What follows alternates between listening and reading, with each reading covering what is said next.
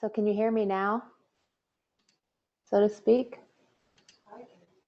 Yeah, good. All right. Thanks, Alan. That was a close one. I could have been talking here for 3 hours and no one heard anything I said. That would have been awful. All right, so I'll try that again.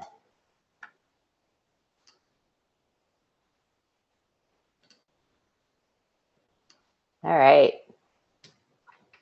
Yeah, so this is the training we're doing. It's a working with children 3-hour training, and it's a part of this series that we're doing with Power, EMDR, and couples. And so the objectives of this training are to learn how to work in each of the 8 phases more deeply with children, learning how to identify the blocks to processing and working with somatic resources, learning to identify potential blocks to healing in all phases and work more effectively with them, and then adapting the basic protocol for use with children and the moment-to-moment tracking of experience with children. Thank you, Tori. So some of this will just be a reminder to start off, but some of you are brand new and just attending this webinar only because it was available to everyone through EMDR. So a part of the philosophy that is behind the way that I work with clients is a nonviolent approach, which means the client has the answers and it's our job to find them. Instead of us being this expert that they come to and we give them something. So the way that we do that is seeing through the client's perspective. What is it like to be them? We see the symptoms as an answer. They were at once an answer. Seeing the past through the current symptoms. And so that's why we don't have to dig into traumatic events if it's not necessary. We see the block to processing as a strength, and it's a nonviolent approach. And we understand the missing experience, which is a part of everything. We're always looking for what they need more of. And so our schedule is going to be starting right at 9 and working from 9 to 9:50, and then having a 10-minute break, and then again working from 10 to 10:50, another 10-minute break, and from 11 to noon we'll have discussion, questions and answers. And actually during the break we may have some things for you to be doing this time. So because technically for EMDR, I think we need to be working all that time, but we'll make it like a breakout session. That just dawned on me. So this is a quote that I found yesterday when I was making the PowerPoint. And I liked it because I think it's so true. And this happens so often with people. They think because someone is really young when something happened, they don't remember it and therefore it's not going to affect them. But really the opposite is true. And so it's the ultimate irony that at a time when the human is most vulnerable to the effects of trauma during infancy and childhood, adults generally presume the most resilience. Like they're just kids, they can adapt, they'll get over it. So what we're looking at with children and with all clients actually is how to bring attunement into the treatment. And with kids, we're going to talk about a little different way of how the therapist is actually responsible for modeling attunement with both the client and with the parent, if possible, or the caregiver. And so attunement is to bring into a harmonious or responsive relationship. And it's right brain nonverbal attachment, and it's implicit affective interactions. And this is a really important part of, for babies, it's a regulatory function, and so it can also be with adults in our treatment. And it's the way infants' nervous system is regulated by the external regulation of a caregiver. And this is not just in terms of feelings, but also in noticing what's happening, noticing the somatic things that are going on in the therapy and not just the story. And affect regulation is a part of that, and infants only co-regulate. And it's for, until they really begin to move and explore the environment, they are just a sensing organism that senses energy around them. And so when someone comes in and says, I had this horrible thing happen when I was a baby, but I don't remember it, you'll begin to see that thing through their current symptoms if you do what I'm going to recommend that you do. When this affect regulation is consistent, we learn to be safe when we are safe. And if it's inconsistent or dangerous, we learn that emotions are frightening, and any arousal in the body is a possible danger or a threat. And so if it's not working, if children aren't getting attunement and affect and good affect regulation externally, they adapt. And it's just really a wonderful thing about the human being is that we have this ability that happens automatically, and they disconnect from physical arousal and sensations. And then later they may be expressing arousal and affect through behavior or actions. And so that acting out that happens. And normal development doesn't occur. And they don't learn how to trust internal cues or the environment. And these patterns are created and then repeated over and over again until they're adults in our office, if we're lucky. And so secure attachment is what we're trying to teach parents, and we're modeling with our clients, children or adults. And in secure attachment, if the attachment figure is sufficiently near and attentive and responsive, the child feels security, love, and self-confidence. They're able to do those activities of human activities like being playful, less inhibited, smiling, exploring.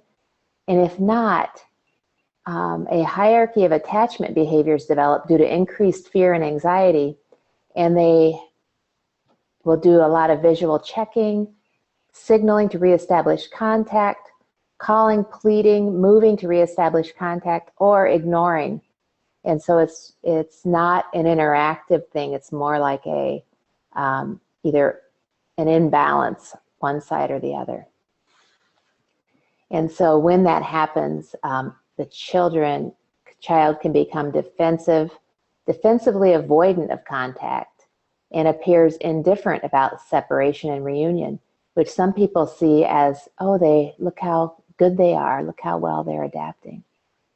And the child becomes preoccupied with the attachment figure, clinging and anxious about separation and exploration. So they kind of go back and forth between those two things.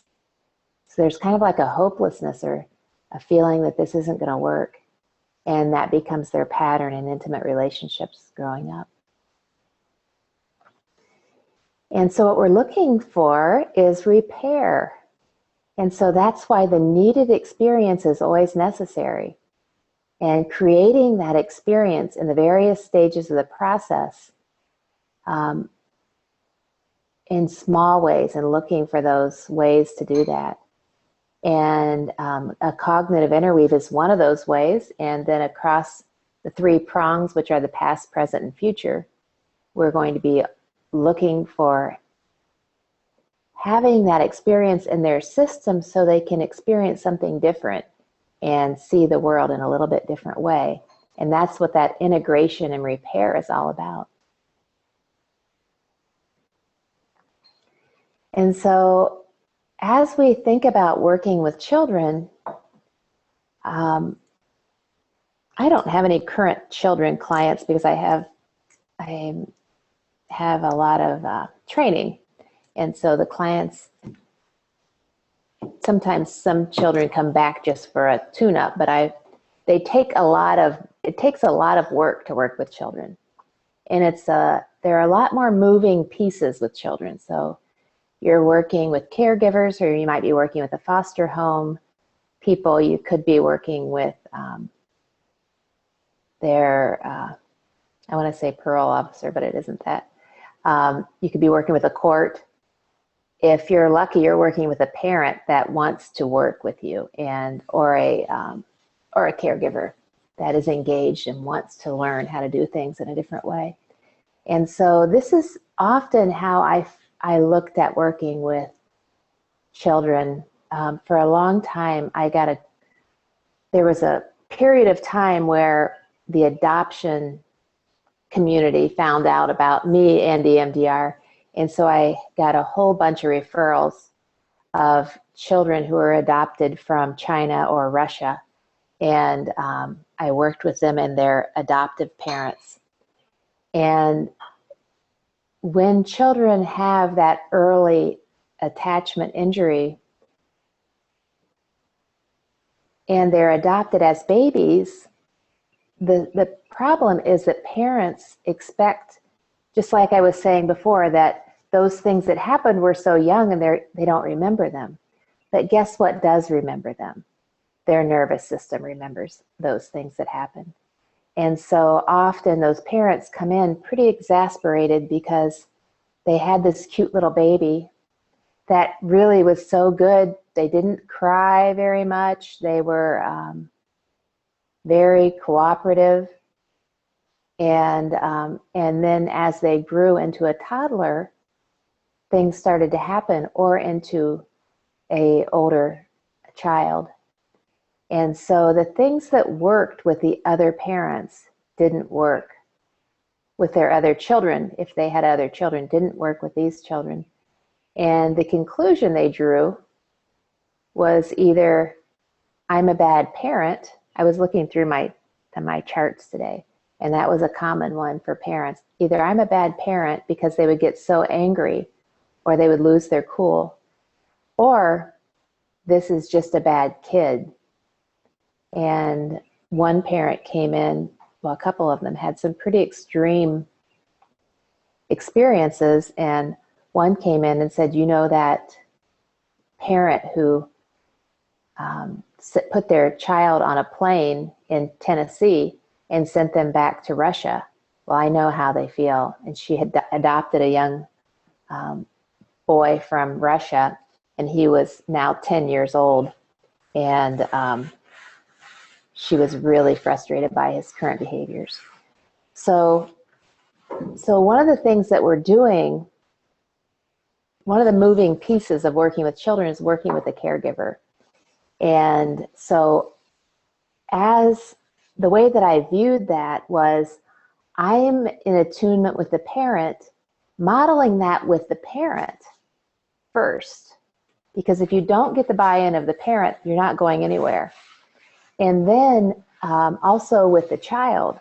And so kind of back and forth through that, and modeling, and then helping the parent to do that with the child.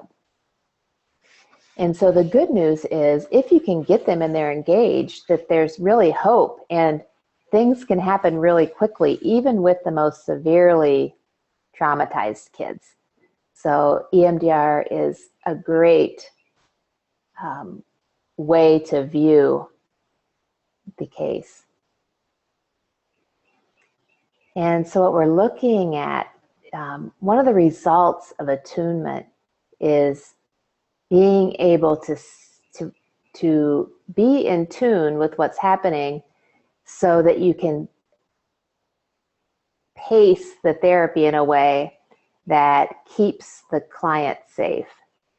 And the client in this case is going to be the whole family, or the system, really, when you're working with a child. And so to be able to work fast enough to heal and slow enough to remain safe And that perfect balance, really, if we can do that, because we don't want to delay treatment. We never want to delay doing the reprocessing if they're safe enough to do it, because that's what changes the way that trauma is stored in the brain. And so another part of that is the therapist-client relationship as a container and the therapist as a container. So one of the reasons that we do, when we're doing EMDR trainings, that you practice EMDR with yourself. And I often recommend to people that they go on to get more of their own EMDR therapy. And the best EMDR therapists end up doing that because they know that this therapy is very powerful, and it's going to be really important, even more important, that they are able to hang on to themselves, so to speak, and not freak out when the client is feeling at a high level, because that actually helps regulate them if you can stay calm. And so regulating arousal through all the 8 phases is a part of this. And the therapist is a neurobiological regulator for the parent and the child. It's a big job, but somebody's got to do it. And so this is just a reminder for some, and maybe new to some, what happens with trauma and memory. And so it's just true. Whatever happens in our system is in there, even if it was in the womb. And so even if it's later memory, so something traumatic happens later, and it's one of those big T traumas where you think you're going to die, or the child believes they're going to die. The way that it becomes stored in the brain is in the emotional memory center in the limbic system. And as it's stored in the hippocampus, it's stored without a time and date stamp. And so the system, when something triggers the amygdala to sound the alarm, it just automatically ignites that memory. And we believe that it feels like it's happening now. So there's a real sense of danger.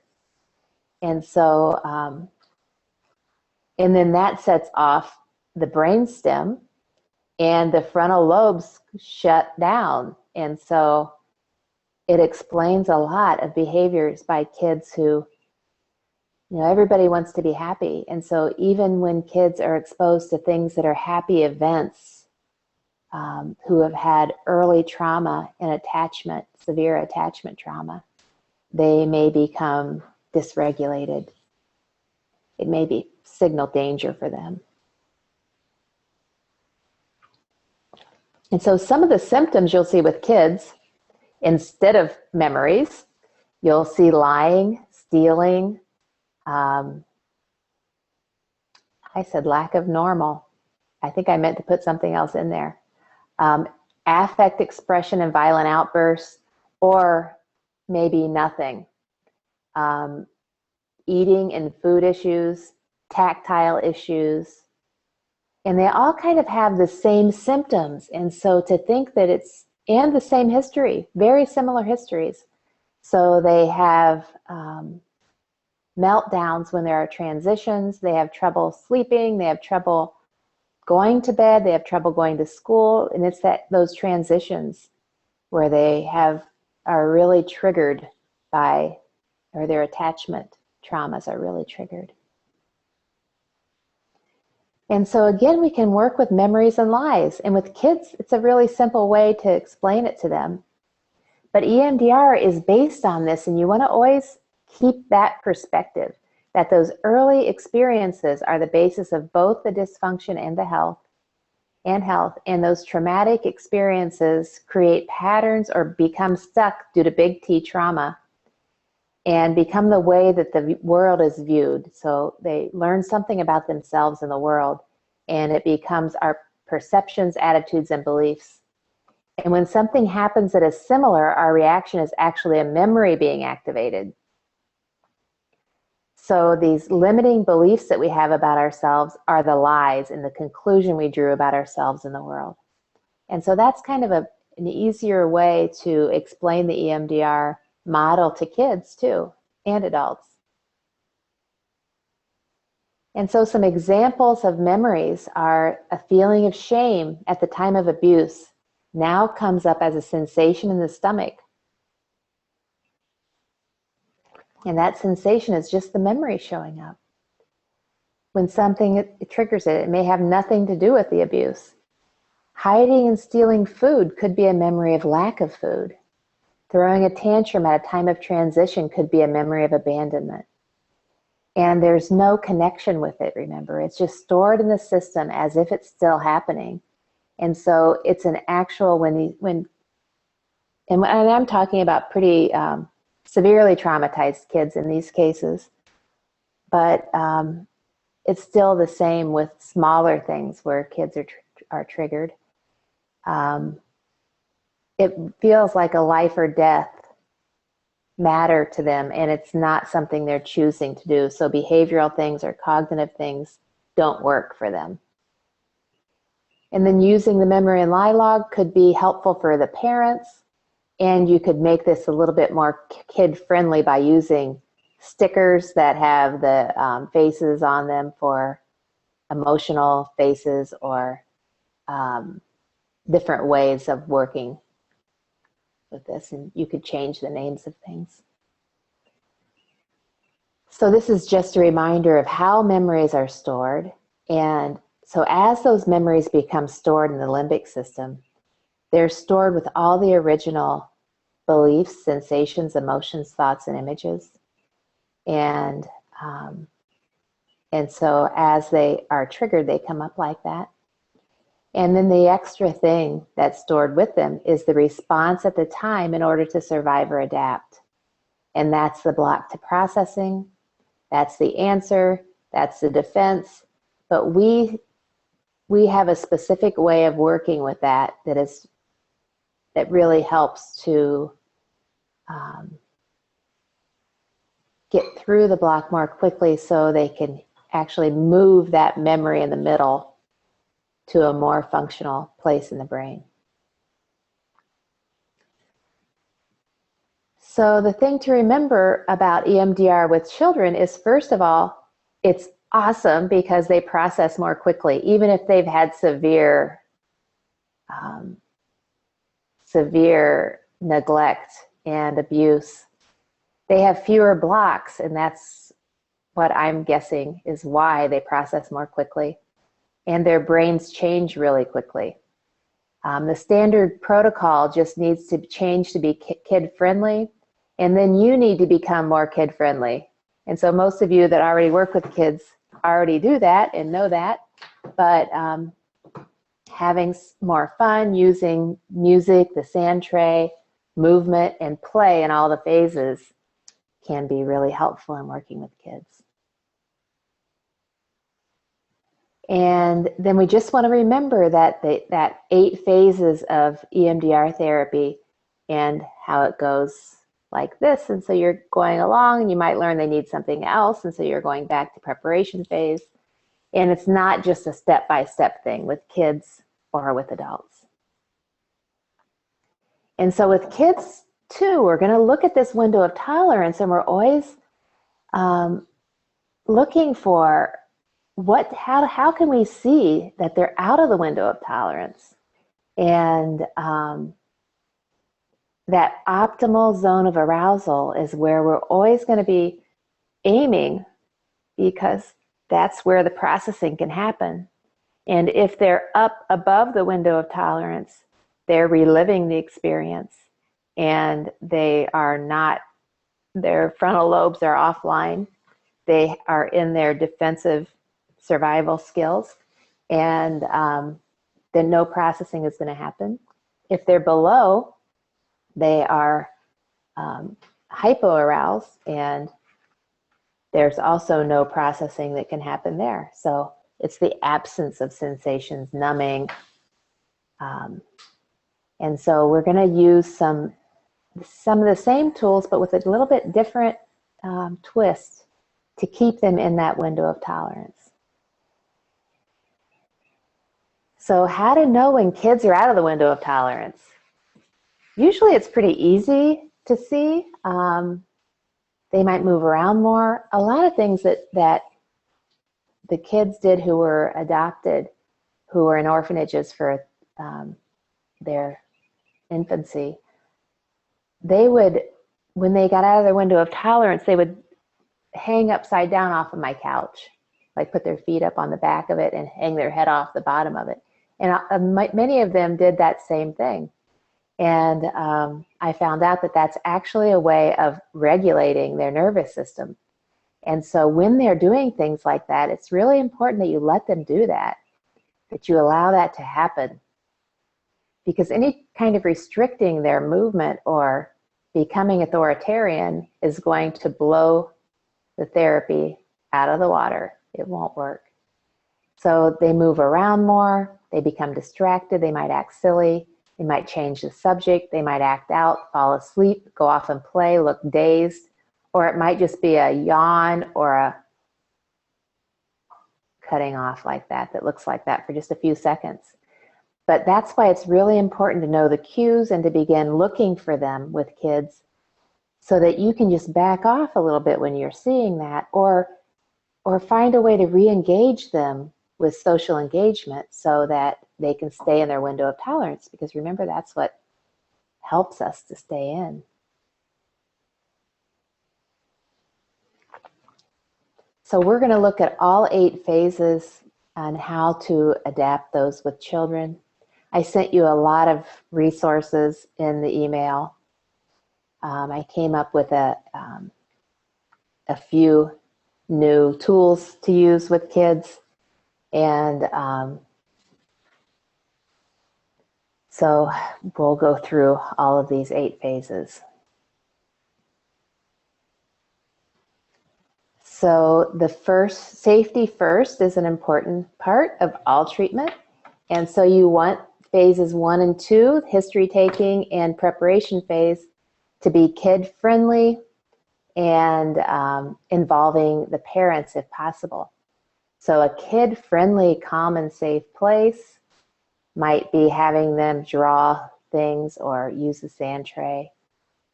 Parent involvement with resources, teaching them how to use the resources, and so they can use them for themselves as well as the child. Using concrete container or other resources is very useful with kids, and using concrete tools that they can see and, if possible, feel in all the phases, because that's what kids need. So explaining EMDR to kids. So I just made one up yesterday, and I didn't have Tori edit it, so I'm sure it's not correct. There's a lot of mistakes, but it's all right. So feel free to use that, what I sent you. But the best way that I've found to work with kids, I don't explain it all that much. I just say, you know, there's something that I do with kids who have had some bad things happen that seems to help them feel better. And so kids that have things like you're doing, like your problems like not being able to sleep or feeling really scared when you go to school, this seems to help them. Would you like to know more about it? So getting their buy-in first. But the first thing I do is get the parents' consent, right? Because that's what you have to do if you're working with kids. And so the best way to do that is to say to the parents, on a scale of 0 to 10, how much do you want this to be better? And so if they're coming to your office and paying a lot of money, or even if they're not paying a lot of money, people come to therapy usually because they're pretty desperate for change, not just for fun. And so usually they'll say a 10. And then I'll say, and on a scale of 0 to 10, how uncomfortable are you willing to be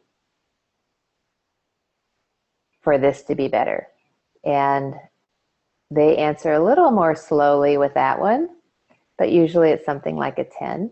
And so then I'll say to them, well, what I found is that the more involved other family members are, the more effective therapy is. And so I have a way of working with people that have had these kind of issues, and I do EMDR. And so what I would like to do is to explain EMDR to you and have you go home and read about it and look it up. And then I would like you to come in by yourself, and we will do EMDR with you so that you can experience it and then make a really conscious decision of whether it's right for your child or not. And the thing that we will use for you is what the worst thing is about your child's behavior. And so we start with that present issue. What bothers you most about your child's current behavior? And it's easy because they're very frustrated by the time they come to me usually. And then we use the float back or the finding the targets and find what that links to for them. And then we reprocess. So for most of the parents that I've dealt with, they have not had severe mental health issues. They're not coming to me for their own mental health issues. And so we're able to process really quickly. Sometimes the next session, we begin processing that early memory that is connected to the child's current behavior problems. And I found that to be a wonderful way to get started because first of all, it makes the parents less reactive and very quickly less reactive to the child for two reasons. I think it brings up consciousness about, yeah, this is partly me. It's not just all about them. And then secondly, they are no longer, they've actually processed something that is the root of the current trigger and it doesn't bother them anymore. And I've seen amazing results with that. So I came up with this explanation of EMDR for kids. And you can alter it any way you want for age, to be age appropriate. And you can cut out part of it or take what you want and use it with kids. But I just kind of wrote this up really quickly and shared it with you just because I thought people would ask for this. And so I can read it to you like I would to a kid. So humans have a really amazing way of dealing with things in life, good things and bad things. Our brains are made to help us feel better by digesting what happens in life. Sometimes we do this by talking to someone we care about, and that helps. Sometimes just crying helps us digest our feelings so that things are upsetting and then we feel better. But sometimes things are too big and there are too many things at once and our brain gets stuck. And we end up feeling like that thing is happening even though it's over. Or we might have bad dreams or just feel scared and sad and not know why. Or we might even be stuck with thoughts or yucky feelings in our body. Even if we try really hard to be happy or try to forget what happened, sometimes if things are stuck, we can't. We might get mad easy or cry easy and not even know why.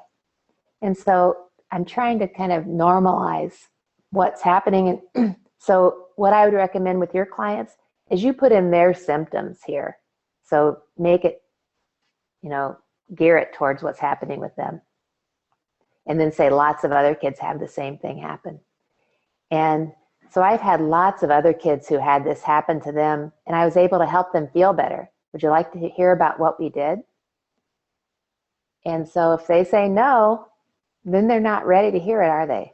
Or you haven't had efficient or sufficient, either one, relationship with them.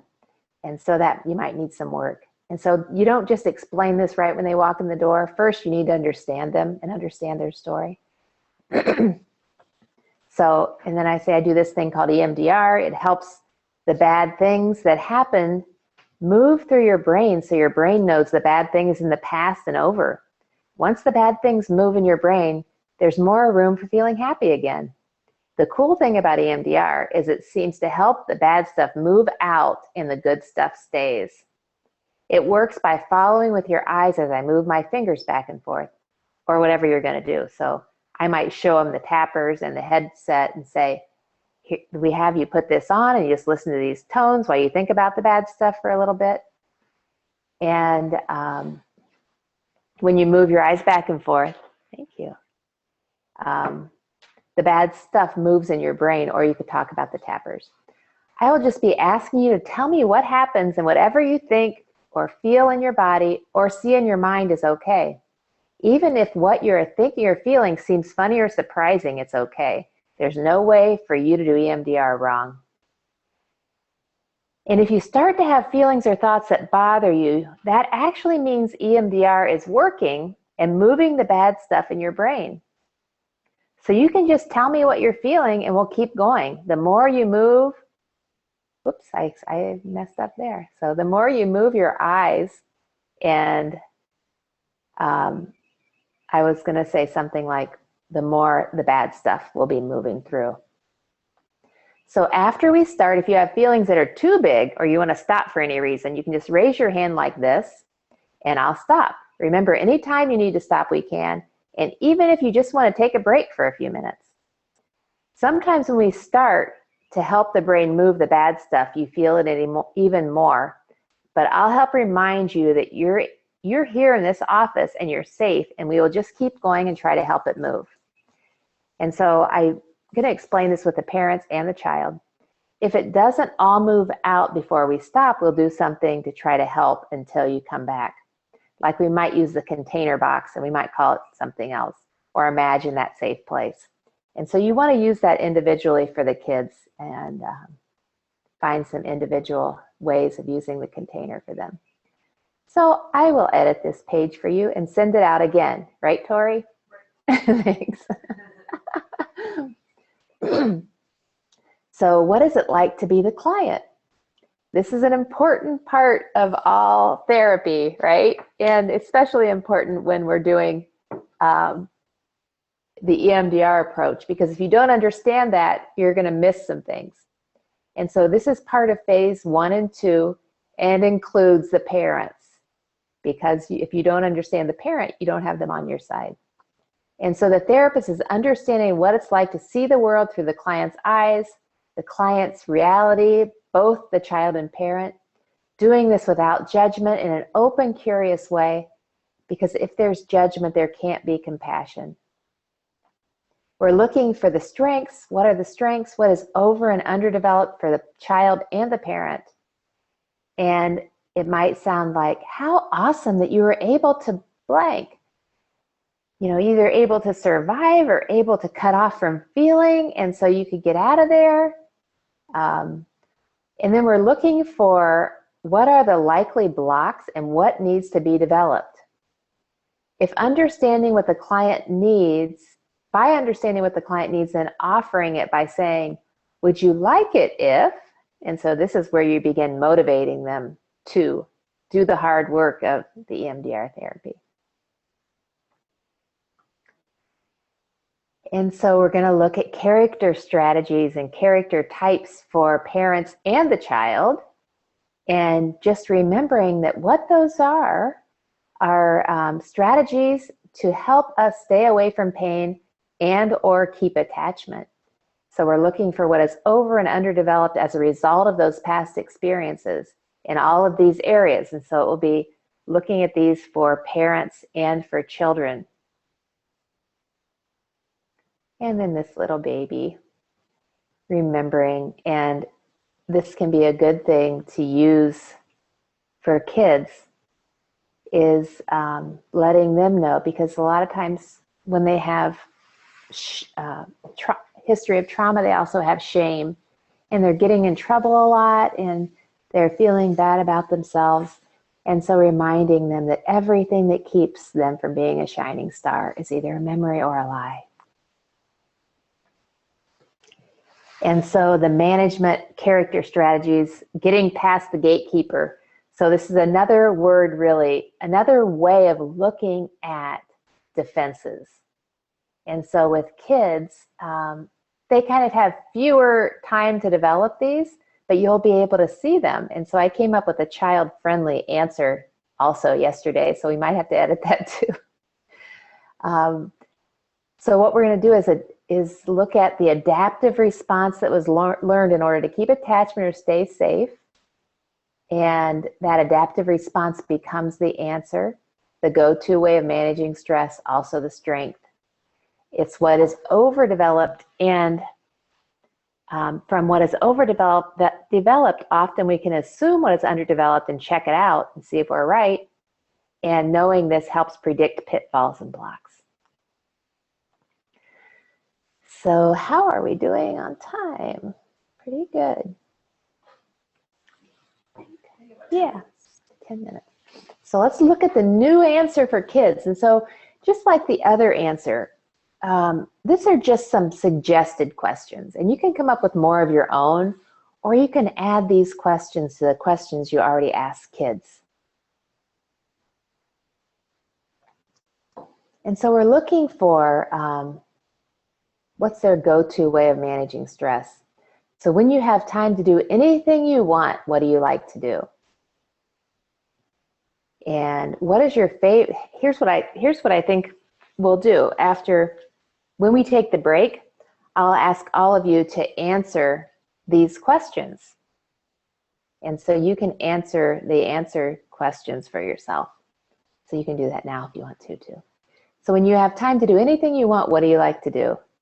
What is your favorite thing to do on a Saturday morning? So we're trying to get to probably, what if they had it their way, are they able to tell you what they like to do? Some kids don't know what to do unless someone's telling them what to do. Or they might think about what you like to do and try to guess and say that. What do you usually want to do after a long day at school? So when someone tries to make you do something you don't want to do, what usually happens? What do you usually do when you're really happy? How do people know if you're unhappy? Do you like rules? Do you like surprises? Do you ever cry? Is it usually alone or in front of people? What's a recent time you had a lot of fun? What's a recent time you were frustrated? Do you ever get angry? How do people know you're angry? If you don't want to do something, how do people know? Do you like to make up stories? If you want someone to do something for you, how do you get them to do it? If someone is doing something you don't like, what are you likely to do? So we begin to listen for what they do under pressure, what's over and underdeveloped. Is there a lot of avoiding? Is there a lot of confrontation and anger? Is there cutting off? Or maybe through this whole thing, they might just say,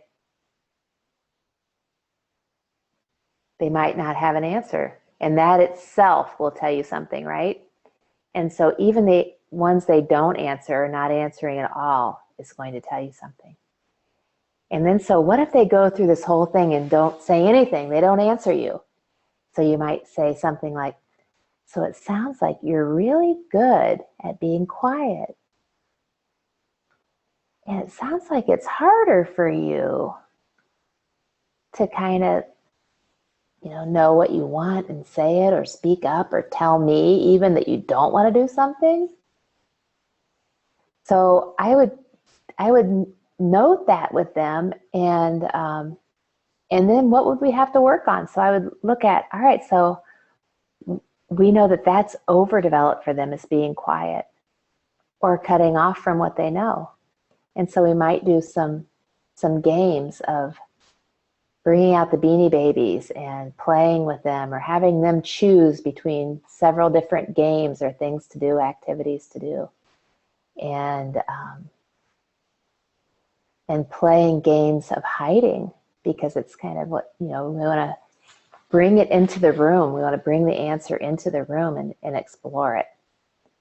So what we're looking for is how this was once an answer for the client, and how did they learn how to do it so well? And why do they need to learn how to do that? So you're not necessarily asking the child that, or the parent that. Maybe you are, but it might be that it's just as we look at their history that we got from, maybe it's just what we know about orphanages, Or maybe it's what we know about kids who have been in several different foster care homes. Or maybe we have some records of their parents are in jail, or they've had abuse that we're going by. So it might already make sense. And then at some point, when they're ready, you might say, so it really makes sense. It's really good that you were able to do this because some really bad things were happening, huh? And then that's when you can start talking about processing with EMDR. And so this is the chart that we use with adults. And like I said, with kids, it might be a little less, they'll have fewer of these, but you might be able to see them, how with kids, and especially if they're older kids or teenagers, you'll be able to probably fit these in. So if you've been at one of my trainings, I talk about the 14-year-old who was the rock. And I got on the floor and put my collar over to try to figure out how to begin talking to him about what it was like to be him. And it really worked. He came down and took the little drumstick and looked up under my collar finally. And so because he made the first step, movement for them is underdeveloped. And when someone is pressuring them, not doing anything is overdeveloped, but looking like you're going to. So like it's enduring pressure is what's overdeveloped for them. And so that's the rock. And so you can see that with lots of kids who have had parents who were doers, or even traumatic things that were happening. So the invisible one, a lot of times we'll see that with kids who have had early trauma, who have been in an incubator. I haven't met anyone that was in an incubator as a baby and didn't have some of this. And so it's like this cutting off from feeling that happens, and it's really hard to feel because it's overdeveloped ability to cut off from body sensations because they had to, because it was so, they didn't have that neurobiological regulator there. They had a machine instead, unfortunately. And so looking at these with the parent is important because the child will often take an opposite role. And then with kids, a good way to put that with them is along with them coming up with some animals or their favorite characters in a book that you have in your office, or cartoons, and then using those to describe what it's like. So I just did a consultation with someone who was presenting a child who, and she said she just keeps cutting off from feeling. And I said, oh, so a good way to describe that would be like being a turtle. And so you might talk about what it's like to be a turtle without even talking about the child first. So it is time for our break. And so what we're going to do, because we want to make these again into 1-hour segments for you to be able to access on the website, I am going to stop the meeting, and then you'll rejoin the meeting when we start again at 10 o'clock. So what I'd like you to do is look at the questions for the answer for kids and answer those. And then if you feel like sharing what you find out about yourself as a result of that, or maybe we'll even get someone who wants to volunteer to, I'll look at their answers and talk about how I would describe that with kids. So we will come back in 10 minutes. And so I'll see you around 10 o'clock. Bye.